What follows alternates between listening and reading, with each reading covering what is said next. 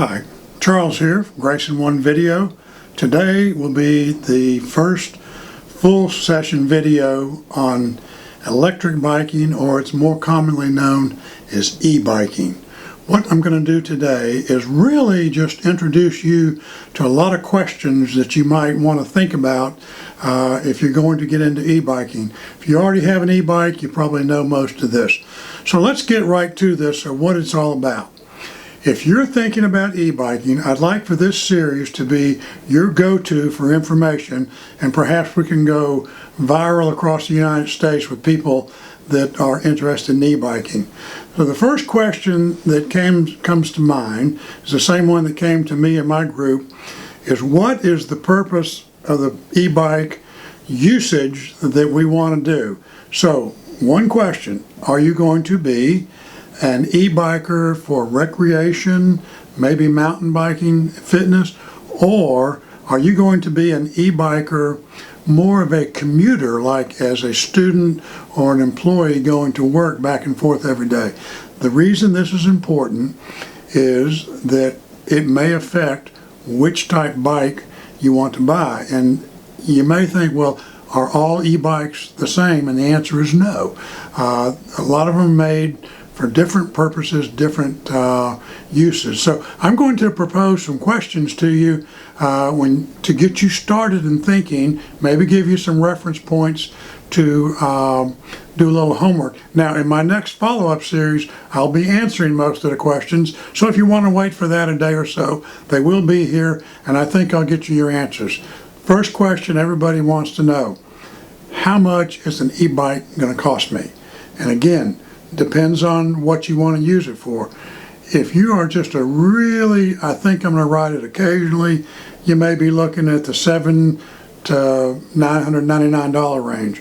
If you're talking about a touring bike or strong recreation, then you're talking probably a couple $1,000s. And if you're going to be a commuter, you may even go up to $4,000, $5,000, $6,000. Now I know you might say, Charles, that's as much as a car, and it is. So those are the things you want to think about. Most people, if they're only in the thinking phase of e-bikes, they'll have some questions like, well, let's see, how does the battery work? In the older style e-bikes, you would have had a lead acid. You won't see any more, or frequent, you want those kind of batteries. Most all of them now are lithium ion, lithium cobalt type batteries.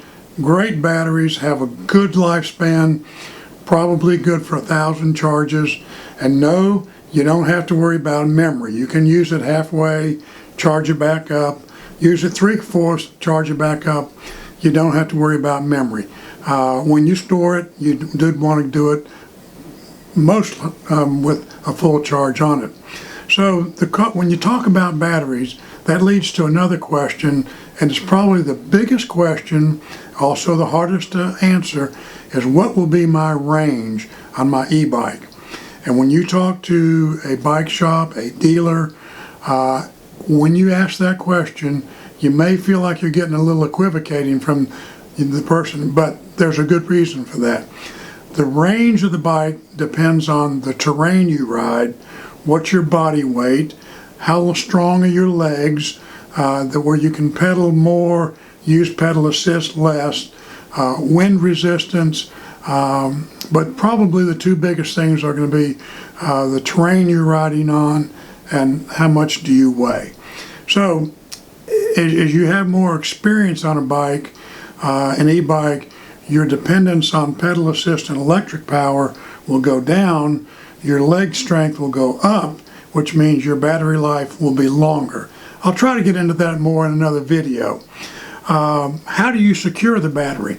Well, most of them have a key lock. When you exit the bike and go inside somewhere, it's pretty well locked in place.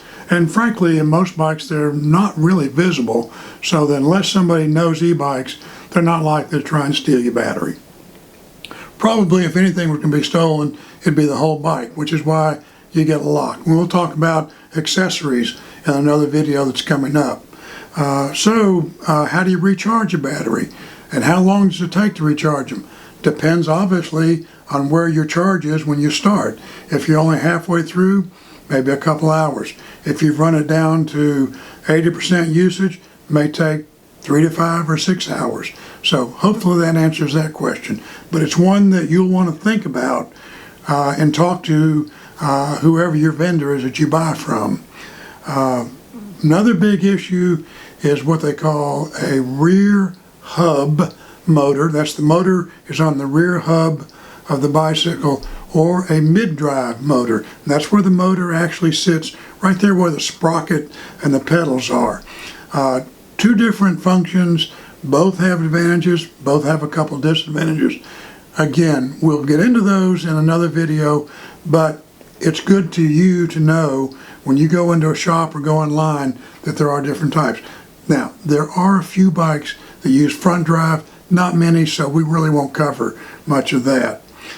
Question may be about what kind of spokes do I get? A big guy like me, I like carbon fiber because it holds my weight up. It's very durable. A metal spoke may be just fine if you're under 200 pounds or so. Where do you get the maintenance on your e-bike? Well, that's a great question, and I'll talk to it about also when we talk about online buying. When you're getting ready to buy an e-bike, make sure that there's a dealer or shop around that will work on whatever brand you want to get. Now, my bike is a Pedigo, and there are Pedigo dealers around. There's also other shops close by in my area where I can take them, they can also work on them. But make sure that whatever bike you buy, whoever you think is going to do the maintenance, unless you're a real DIYer, make sure they'll work on what the bike you're going to get. So, what do you think about buying pre-owned? Good question. You might be able to snag a bargain by buying pre-owned. You may not get a warranty, but you may save some dollars. Again, if you are going to buy pre-owned, you'll want to make sure that a local dealer will service that brand of bike. Do you want to buy online versus a brick and mortar store? Tough to say. If you're really good with your hands, maybe online will save you a few bucks, but you do have to think about how's that thing going to arrive? What if there's damage to it when it arrives? Are you going to have to assemble it? Are they going to send somebody? If they do send somebody, are you going to have to pay that somebody to do the assembly? So I'm not saying online is not an opportunity. I'm just saying think about what the other side of it is. How do the brakes work? Well, fundamentally, you use disc brakes, which is pretty much like your car. You've got a disc that goes with the wheel. You have calipers that squeeze down. You squeeze the grips on the handlebars. That squeezes the caliper, and that slows the bike down. You have one grip for the back brake, one for the front. Typically, you always want to squeeze back first, front second, because if you squeeze front first and the front stops too quick, over you'll go. So you want to be careful about that. What kind of accessories are you going to need? I'm going to have a separate video, and I'm going to show you some accessories that I have, from auxiliary lighting, safety issues, to even apparel. So that'll be for another video. I'll have a video on touring, and that'll be some great shots that I've had from a tour that I did from Key West to Key Largo. Great ride, bikes ran terrific. Of course, remember, we're pretty much at sea level, so it's good there. How do you make that final decision when you've done all your research? My best guidance on this, take a couple test rides. Find a person or a dealer that will let you take a test ride, and you maybe want to do two. One with a mid-drive motor, one with a wheel hub motor. Both of those will give you an opportunity to see what are the functions and what are the features and benefits, advantages and disadvantages. Now, if you go to a shop, you may have to pay for what I would call a checkout ride, or perhaps a touring ride, where maybe they've got a 10-mile route and a guide goes with you. Now, just to go around in the parking lot, they probably won't charge you, but be prepared to spend anywhere from 30 to 50 bucks for a guided tour test ride. Great opportunity to talk to the people that are guiding you, as well as check out that bike.